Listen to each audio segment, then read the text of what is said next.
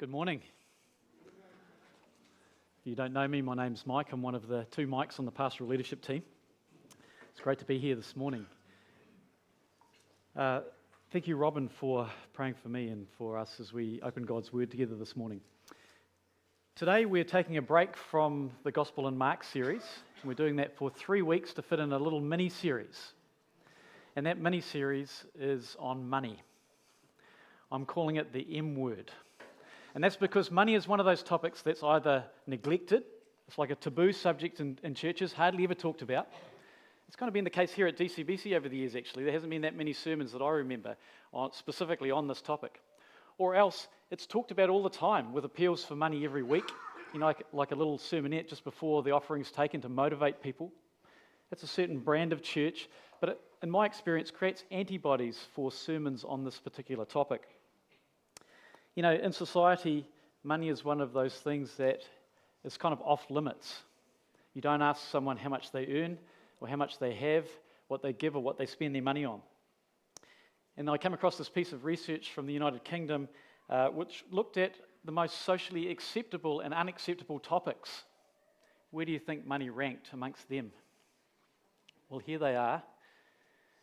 The top 20 most socially unacceptable things to talk about according to Brits. You know, you go out for dinner, you have a conversation. These are the subjects that are off limits. Here they are, have a quick look. You know, just below, how's your sex life going, is this topic of money. Number 15, you'd actually be better off asking someone if they do drugs. Talking about money is considered so personal that it's higher than miscarriage and infertility. Ouch. How does this apply to us Kiwis? Well, I came across some research from New Zealand's Retirement Commission that indicates that more than half of New Zealanders don't talk about money even with their spouses. We don't talk about money because it's considered to be impolite. You know, we fear that we're going to be judged if we talk about it. Maybe we're judged about how little we have or how much we have. There seems to be some sort of some judgment about our success based on what we have or what we look like we have. Most of us would rather eat rusty nails than talk about this with our friends, our colleagues, or even our spouse. You know, but in contrast, the Bible has a lot to say about money. It's estimated that between 15 and 25% of Jesus' teachings had something to do with money or materialism. And if you look at his parables, it's closer to 50%. Can you imagine if we followed Jesus' pattern here and we had a sermon on money every 4 or 5 weeks? Now that I think about it, it's probably a good way to get more people to go to the 11 a.m. service. We could just preach about it here in the 9 a.m. and carry on with the Gospel of Mark in the 11. And probably clear the place out. Jesus spent more time talking about money than he did about heaven and hell. He spent so much time on this topic because it was absolutely key to discipleship. He wanted people to develop in their love as people of the kingdom of God. And that's why he talks so much about money, and that's why we're taking time out from our Gospel in Mark series to look at this issue. For us, for me, for those who are doing this series, it's exactly the same motivation as Jesus. We hope it is. It's about discipleship. And so I want to make a small disclaimer from the start. This is not an appeal for money.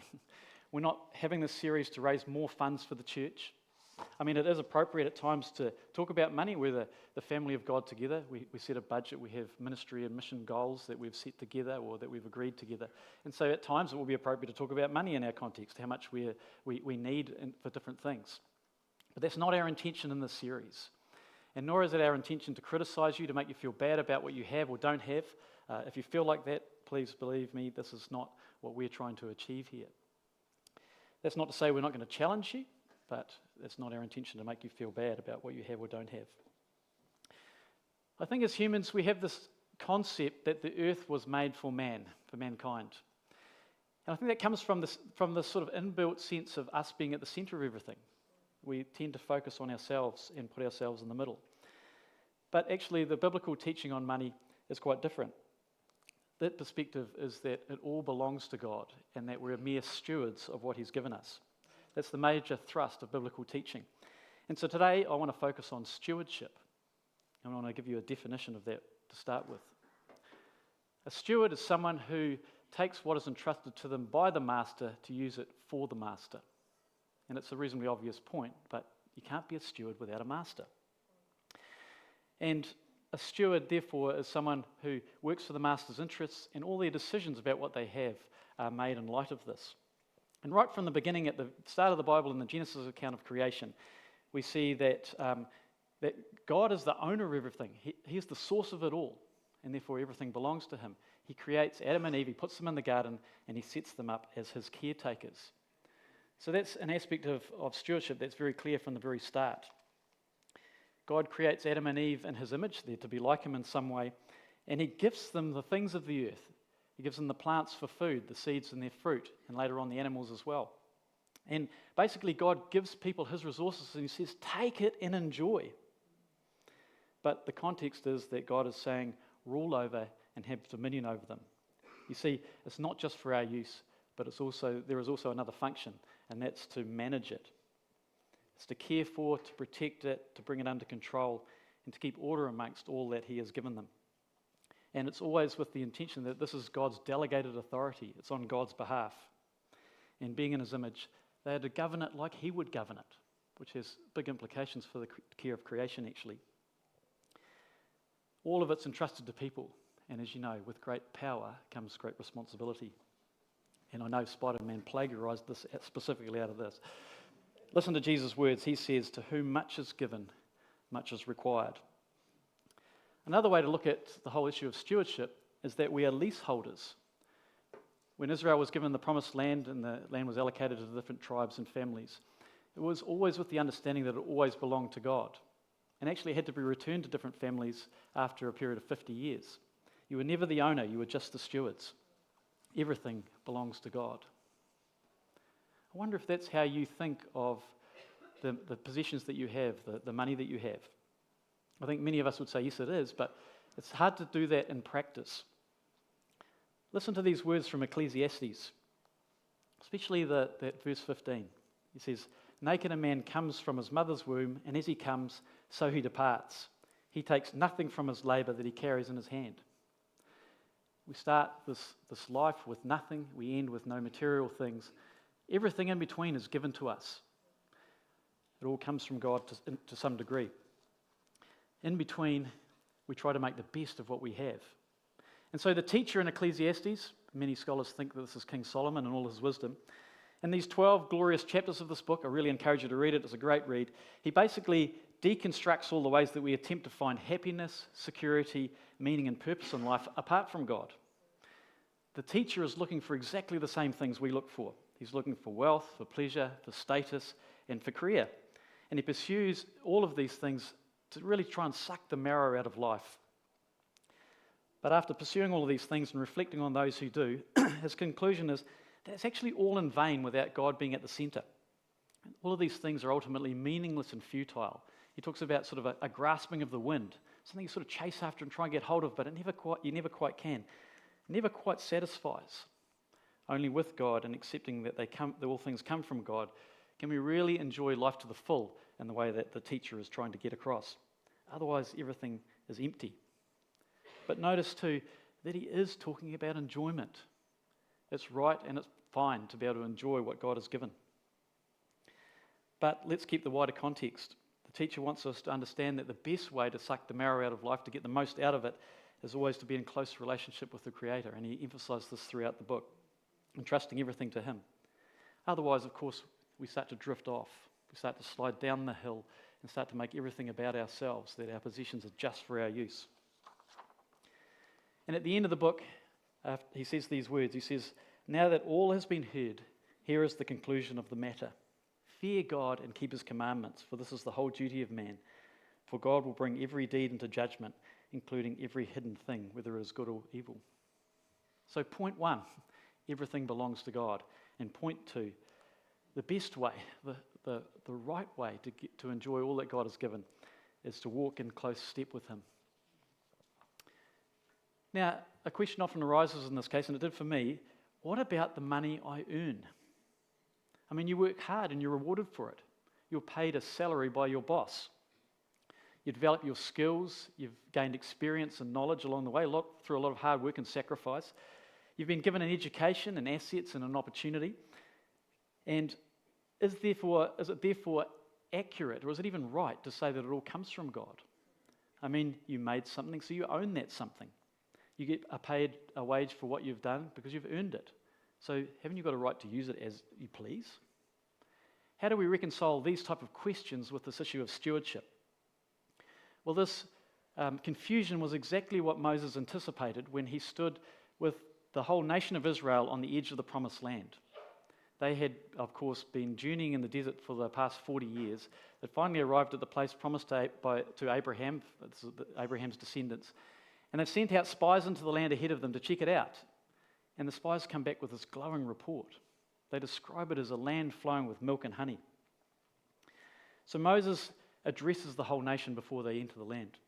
And he calls them back to faithfulness to the covenant, reminding them of where they've come from. God has rescued them out of slavery, and he's been so gracious to them in all these years since. And now he gives them instruction on how they're going to live in this land and how to develop it. And so in Deuteronomy 8, he gives them this warning. He says, never forget the Lord and what he has done. You may say to yourself, my power and the strength of my hands have produced this wealth for me. But remember the Lord your God, for it is he who gives you the ability to produce wealth and confirms his covenant, which he swore to your forefathers as it is today. He says, remember the lessons from all those years wandering in the desert. He says, God taught you to depend on him. Do not let the success and prosperity through your own hard work that's going to come make you think you can now live independently. But remember who your provider is. Dependence was all about remaining in close relationship with the Lord, with God. Through that wilderness experience, he had taught them humility. They'd realized they couldn't even take care of themselves for the most basic needs, food or bread and water. So they'd had to rely on God for those things. But he's saying, it's not just food and water that I want you to rely on. These are just the basics of life. They could actually survive on just mere bread. So when he talks about live or life, the life that he's talking about is the fullness of life, beyond things that are just the mere basics, things that money can't buy. And so he's saying the only way for that is to rely on God's word. In other words, to live by his commandments, to be in relationship, to be dependent on him. Notice in this, though, that Moses is not saying that their power and strength had not produced their wealth. He does not say that their statement is wrong. He's not diminishing their efforts or saying that it's not with human input that these things occur. Of course not. Their power and their strength would produce, and they would be able to live off that produce. But they had been set up by God, and they needed to remember this.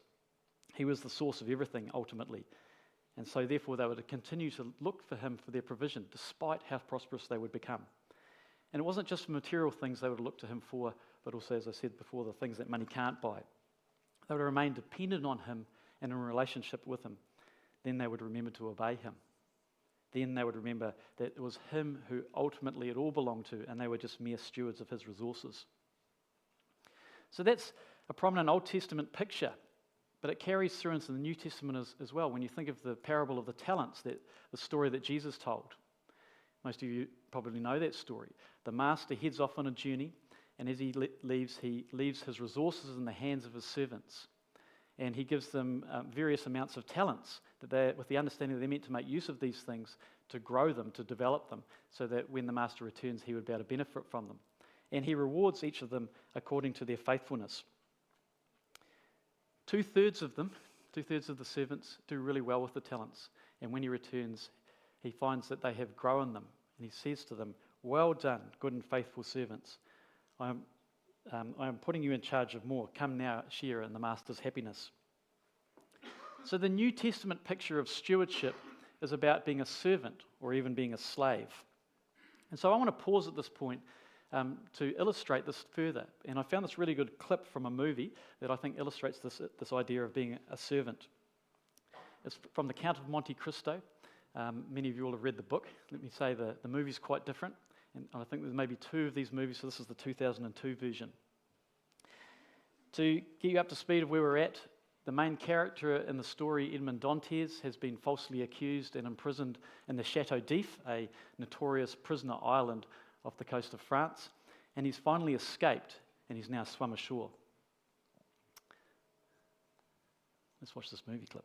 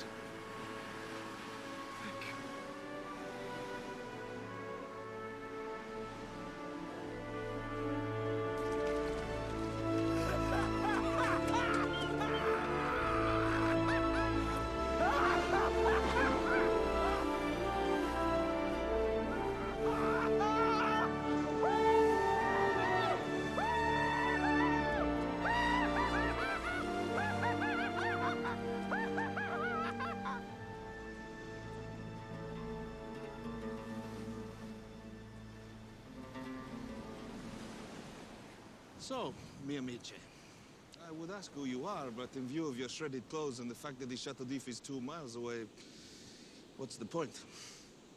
As for me, I am Luigi Vampa, a smuggler and a thief. My men and I have come to this island to bury alive one of our number who attempted to keep some stolen gold for himself instead of sharing it with his comrades. Interestingly enough, there are some of his more loyal friends who are insisting that I grant him mercy. Which, of course, I cannot do, or I would quickly lose control of the old crew. That's why you are such a fortunate find. Why is that? You provide me with a way to show a little mercy to Jacopo, that maggot you see tied up over there, while at the same time not appearing weak. And as a special treat, the lads will get to see a little sport as well. How do I accomplish all this? We watch you and Jacopo fight to the death. If Jacopo wins, we welcome him back to the crew. If you win, I have given Jacopo the chance to live, even if he did not take advantage of it, and you can take his place on the boat. What if I win and I don't want to be a smuggler? Then we slit your throat and we're a bit short-handed. I find smuggling is the life for me and would be delighted to kill your friend the maggot. Oh, by the way, Jacopo is the best knife fighter I've ever seen. Perhaps you should get out more. Release Jacopo and give him back his knife. Then we'll let the games begin. Get up, maggot.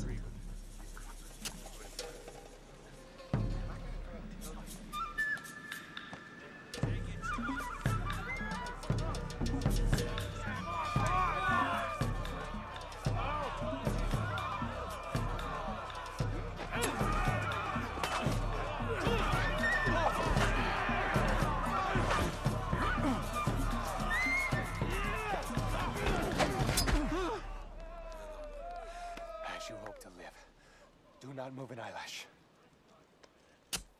Signor Vampa, allow Jacopo to live. He's already suffered enough with the prospect of being buried alive. Men that wanted to see some sport have seen it. Those who wanted mercy for Jacopo will get it. And by keeping me in Jacopo, you will have yet another skilled sailor and fighter for your crew.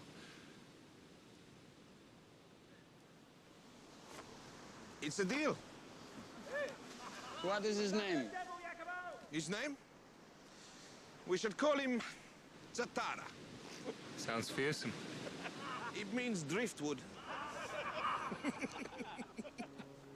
I swear on my dead relatives, even on the ones that are not feeling too good. I am your man forever. I know.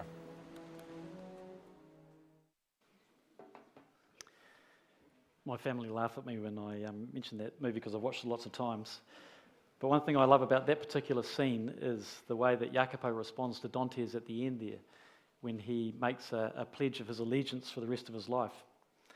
He's a man of honour, and so because his life has been spared, the best he can do in return is to offer his life, the rest of his life, to Dantes to become his servant. That's the New Testament picture, actually, of being a steward and a servant. Paul, probably the most prominent writer in the New Testament, he says these words when he writes to the Corinthian church. He says, "You were bought at a price." And then going on to Romans, his letter to the Romans, he describes salvation as being redeemed from slavery, from sin, slavery to sin, and to become slaves or servants to Christ. Now, when you think of slavery, or when you hear the word slavery, it's not the modern 21st century version of slavery, which is all about exploitation, lack of human rights, and it's completely dehumanizing. Because in the ancient Hebrew world, slavery was completely different.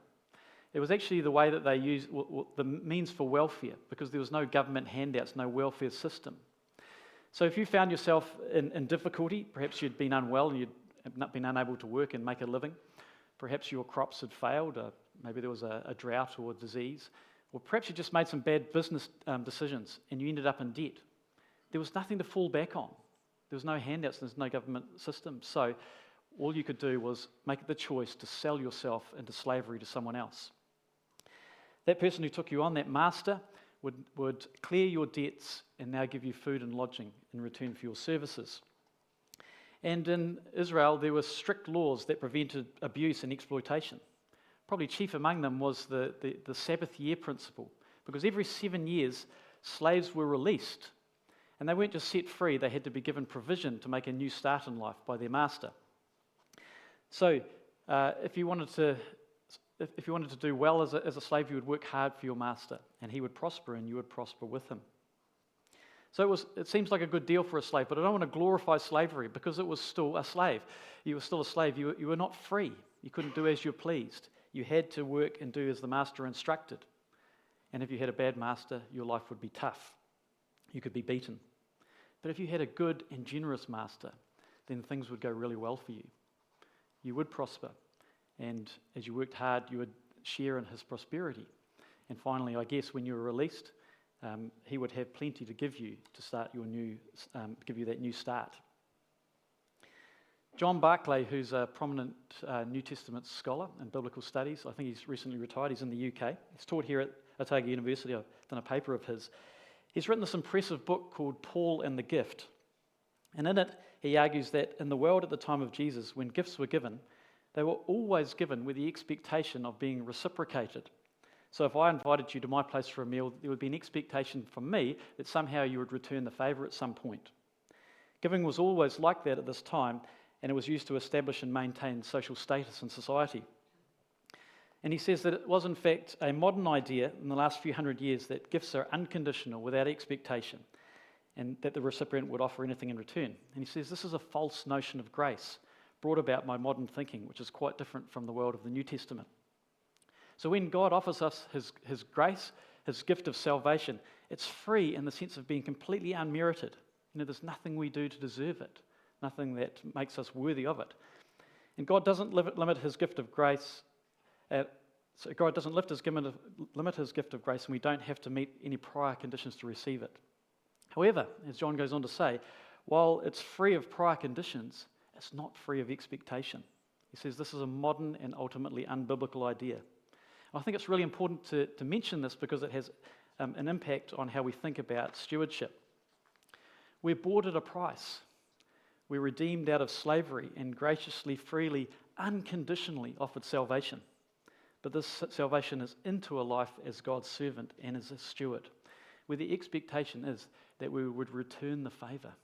As Dantes has been given his life back, now he will serve... as Jacopo has been given his life back, he will now serve Dantes for the rest of his life. That's the expectation of those who are followers of Jesus. And as Jacopo says, from now on, I am your man forever. Now, if you are uneasy with the idea of being a slave, I can relate. It feels very restrictive and oppressive to think like this. We have this deep inner drive in all of us to be independent and free. No one wants to be restricted and told what to do. We want to make our own path in life and choose the way we go. But when you think about this, perhaps an easier way to think about it is to remember who the master is. We serve the most generous master, one who doesn't even treat his servants as servants, but rather he treats them as children. In 1 John he says, "See the love that the Father lavishes on his children." And he provides more than we need so that our cup runs over and we have even so much we can share with others. He provides for us and protects us. He satisfies our desires with good things, as the psalmist says. He takes away our fear that we will be looked after or will we not. He's the one who wants us to have life in all its fullest, to have abundant life. And he knows exactly how we are made and how we can have that. So I'm wondering in all of this, have you thought about your own poverty and your own indebtedness? Are you willing to sell yourself into the Lord's household? If you do, he will forgive your debt and he'll provide what you need.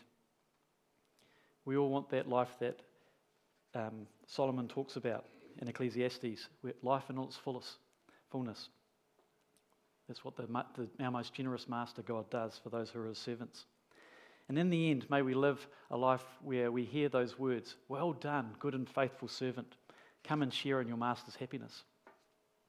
Happiness is something we all pursue, whether we say it so bluntly as that or not. In the end, the path to happiness is found in the Father's happiness. So I want to conclude this morning by just offering a couple of challenges. I want to give you a little bit of homework over the next couple of weeks. I'm seeing this series as a bit of a journey that we can all go on together. We don't, as I said earlier, we don't often have this particular topic in sermons. Tim will be continuing on next week. And so why don't you come on a journey with us? Make sure you come to all of the service and use it as a time to think and reflect deeply about your finances, about stewardship, about generosity. So how do you live the life as a steward? How do you do that practically? Let me just say it's not straightforward. We all have bills to pay, and as we know, the cost of living is skyrocketing at the moment. Many of you will be in a situation where you're just making ends meet. How do you be a good steward in that situation? I have teenagers. Well, actually, one of them has just moved on from being a teenager and moved out of house, but it can be very expensive having teenagers. There's school fees, there's uniform, there's sports fees, there's extracurricular fees, there's camp fees, church camp fees, great camps, but boy, they cost a lot of money. There's the petrol you spend and drop off and pick up. There's the food bill. Wow, teenagers can need a lot. Remember this old program, Married with Children? Did you remember that? There's this guy sitting on the couch and his kids are coming to him and he's just handing out money as they come past. It's what it can be like with teenagers. So how do you balance care for your own family with this idea of stewardship? How do you balance generosity with responsibility? How do you know how much to keep? How do you know how much to spend? You go out for a meal. How expensive a meal should it be? What type of shoes should you buy? How many pairs of shoes should you buy? What type of car? How often should you replace it? How much should you save? You know, we go on and on with these millions of questions. Let me just say, the New Testament does not clearly answer these. It's not black and white. It doesn't spoon feed us on this. Instead, it calls us to use wisdom and to discern. It asks us to come to the Lord and ask Him, what do you want me to do with what I have? And to try and listen to Him for what He has to say. What is He saying to your heart? What is He putting on your heart? So in the end, I just want to make two simple suggestions. First of all, this week, why don't you spend some time dreaming? Dreaming about what you could do with your resources. I think it's really important to do this. If you don't like that word dream, maybe it's a bit wishy-washy, what about blue sky thinking? If the sky was the limit, what could you do? I would suggest you don't do this in isolation. You do it with others. We're part of the family of God here. It's far more inspiring and creative when you're talking with others about these things, and it gives accountability as well, which is very helpful. So how could you use your resources? Here's some starting points. Don't forget the local family of believers that you are part of. Our church has many ministry and missional goals. There's many opportunities to serve. And I'm not just talking about money, I'm talking about the breadth of our resources, time and our talents as well. So do some thinking. How could you use your resources for the kingdom? Make use of your relational connections. Those who are most effective in the kingdom of God are those who build relationships. And hold on to the emphasis that the New Testament writers hold on to, which is don't neglect the poor. Think about the poor in all of these things. So your first piece of homework is to prayerfully consider what the Lord might be saying to you this week. Put it in your phone, diary it for a particular time, and then put your phone aside and spend some time reflecting. How can I use my resources? The second part of this, and the second simple step, is to have a conversation about what you are doing or what you intend to do. If you've got a partner or a spouse, make sure you have it with them. Take that time to do that. But then go one step further and involve friends, a trusted friend in this. I think we really need to break the silence around money. It's not helpful to keep this completely private. So that's your homework. It's reasonably simple, and we'll pick this up again next week. I really encourage you to, as I said, to think deeply in this time about finances, stewardship, generosity, contentment, all of the big New Testament discussions around money and finances. Well, God bless you as you do that.